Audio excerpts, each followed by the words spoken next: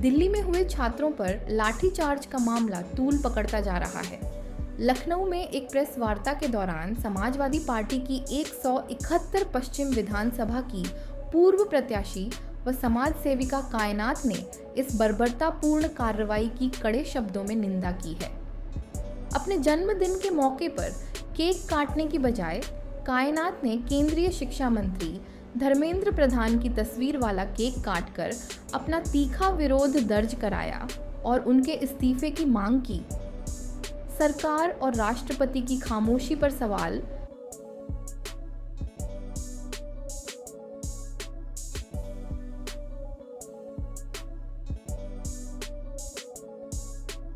Ma'am, आज छात्रों का भविष्य खतरे में है और उस पर आवाज उठाने के लिए पूरे देश में आंदोलन चल रहा है। शिक्षा मंत्री धर्मेंद्र प्रधान के इस्तीफे की लगातार मांग हो रही है। क्या कुछ कहना चाहेंगे इस पूरे प्रोटेस्ट को लेकर? सबसे पहले तो मैं आप सब लोगों का बहुत बहुत शुक्रिया अदा करना चाहती हूँ कि आज आप लोग आए और एक अपने देश को संदेश देना चाहती हूँ कि पहले तो मैं अपना बताना चाहती हूँ कि मैंने पूर्व में क्या किया, आज मैं ये सब क्यों करना चाह रही हूँ। मेरा नाम कायनात है, मैं प्रोफेशनली आर्किटेक्ट हूँ और उसके साथ साथ मैं एक सोशल वर्कर हूँ जिसको एक राइट देने के लिए मैंने एक पूर्व में जो इलेक्शन भी लड़ा था 2022 में कि सिर्फ जनता की सेवा करने के लिए, वजह ये कि सिर्फ एक बैनर का मेरे को नाम मिले, लेकिन मैं रोडों पे उस टाइम भी उतरी थी और जो उससे इंस्पायर्ड होके मैंने आगे कारोबार भी किया वो भी यही था कि महिलाओं को मैंने देखा कि कितने कम दामों में वो लोग काम करती थी, तो उसको एक अच्छे दामों में काम मिले उसके लिए एक आवाज उठाई जाए, जिसके लिए मैंने खुद से भी वो व्यापार करना शुरू किया जो हमारे लखनऊ की मशहूर चिकनकारी वगैरह है उसके लिए।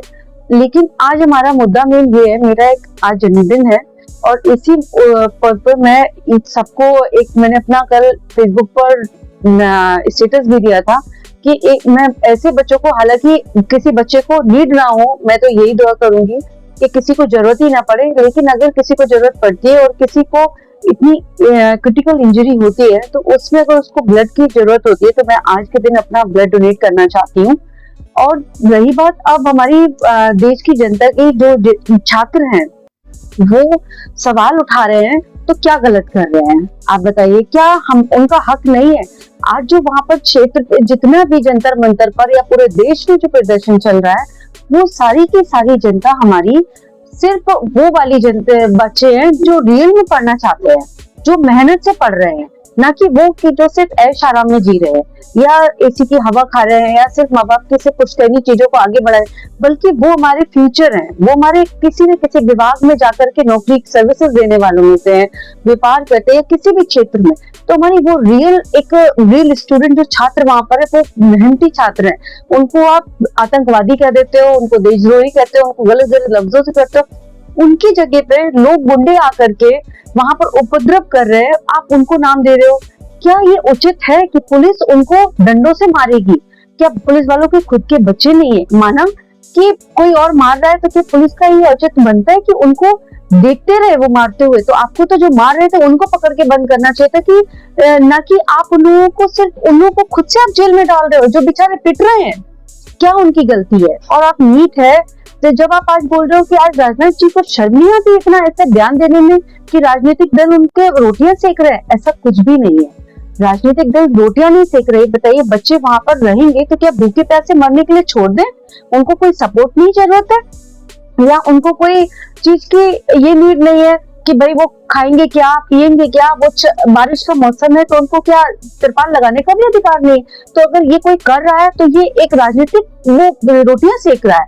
अगर इतना ही आप में डाइट था तो आप उनको कर देते। दूसरी चीज, आप आज कंगना रनावत कहाँ गई? आज स्मृति ईरानी कहाँ गई? इन लोगों की ये महिलाएं नहीं है, इनके दिलों में नहीं है। चाहे कंगना रनावत तो क्या है, वो तो शादीशुदा है ही नहीं। जैसे ये लोग शादीशुदा नहीं है वैसे वो उनको महिला मिल गई तो वो क्या दर्द समझेगी? जिसको 2014 में इंडिपेंडेंस दिखती थी, आज देखिए ना कि ये इंडिपेंडेंस कहाँ है। आज बच्चे हमारे जूझ रहे हैं, परेशानियों से जूझ रहे हैं और लोग बाग बोल रहे हैं कि वो राजनीति वो सीख रहे हैं। तो आज आकाश वाले, ग्रेविटी वाले, ये लोग तो उज्जवल भविष्य बनाते थे ना, वो लोग क्यों नहीं आए मदद करने के लिए? अंबानी जी आज 5,000 करोड़ रुपए की अपनी बेटे की शादी की है, आपने शर्म नहीं आती? किसके पैसे से? अगर आप 2014 में मोदी को सपोर्ट करके देश हित में सरकार बनवा सकते थे, तो आज देश हित के लिए उन बच्चों के साथ में खड़े होइए ना करके। जंतर मंतर पर देखिए ना कि खून पसीना क्या होता है। आप जामनगर जाकर के बहुत दिखाते हैं ना, अपनी जो चैरिटी दिखाते हैं ना कि अपने गरीब बच्चों को ये किया वो किया। आज आप रियल हमारे देश के बच्चों के साथ में खड़े हुए, सिर्फ एक समुदाय मत चुनिए अपने आप को हाईलाइट करने के लिए। आप वो काम करिए जो हकीकत में हमारे देश के हितों में है और हमारे लोगों को आगे बढ़ाने के लिए, हमारे देश को उन्नति के लिए है। आज मुर्मू जी के पास कितना बड़ा पद है, पूरे देश को राष्ट्रपति पद की गरिमा उन्होंने बिल्कुल भी नहीं रखी। वो एक महिला होने के नाते क्या उनका दिल नहीं टूट रहा है कि बच्चे हमारे इस कदर बेचारे उन लोग को लाठियां खा रहे हैं, सर फूट रही है, लड़कियों का क्या दोष है उनका। तो मैं तो, मेरे भी बच्चे हैं, मैं अपने बच्चों के साथ में मैं भी दिल्ली जाऊंगी और उन बच्चों का साथ दूंगी। अगर हम सब नागरिक ये नहीं कर सकते तो हम इस देश के नागरिक ही कहलाने लायक नहीं है। कम से कम राजनीति से ऊपर उठ के, हमारा सब चीजों से उठ के, धर्म जाति सबसे उठ के हमारा देश का हित है, हमारी शिक्षा व्यवस्था है, जिसके लिए हम लोगों को काम करना बहुत जरूरी है और एकजुट होकर उठना बहुत जरूरी है। मैम, गठबंधन लगातार इस प्रोटेस्ट में अपना साथ बनाए रखे हैं। जैसे हमने डिम्पल यादव को देखा पहले दिन वो प्रदर्शनकारियों के साथ रही, प्रियंका गांधी जी को देखा, राहुल गांधी, इनको सबको अरेस्ट भी किया गया। इसको किस तरीके से देखते हैं? इसको इस तरीके से देखती है, अगर आप राजनीति हटा दें, उनके पीछे आप कांग्रेस देख रहे हैं, सपा देख रहे हैं, आप ये देखिए ना, उन सबसे पहले वो लोग माएं हैं और एक माँ ही बच्चों का दर्द समझ सकती है। जो माँ होगी ना, उसको देखते कोई किसी भी बच्चे को, आज वो किसी के बच्चे, आज हमारे बच्चे को लगती है तो क्या हमें दर्द नहीं होता? तो क्या किसी के बच्चे का दुख हमारा दुख नहीं है? तो वो लोग, उन्होंने एक माँ का रोल प्ले किया है। प्रियंका गांधी जी भी माँ है, डिम्पल यादव जी भी माँ है, तो उनको बहुत अच्छे से पता है कि बच्चों को मारने का दर्द क्या होता है। तो आज वो लोग उस नाते वहां पर खड़े हैं और अगर एक अच्छे स्तंभ बनकर खड़े हो रहे हैं, तो मैं नहीं समझती कि ये हमारी पहचान है, ये हमारी एक तहजीब है हिंदुस्तान की, कि जहाँ हम लोग राजनीति नहीं देखते, हम लोग ये देखते हैं कि हमारे देश के हित के लिए कौन आवाज उठा रहा है, हम लोग वहां जाकर के खड़े हों, ना कि सिर्फ अपने मुद्दों के लिए, अपने फायदे के लिए, अपने लिए लोग सिर्फ अपनी कैंपेनिंग करते घूमे। आज आप बताते हो कि प्रधानमंत्री को गलत शब्द मत बोलो। क्या प्रधानमंत्री के पास राइट है कि ये जो अभद्र काम कर रहे हैं, मेलोडी जाकर के, आप बताए इटली जाकर के मेलोडी का पैकेट लेके जा रहे हो? शर्म नहीं आती? ये लड़के लड़की, आप उम्र देखिए अपनी।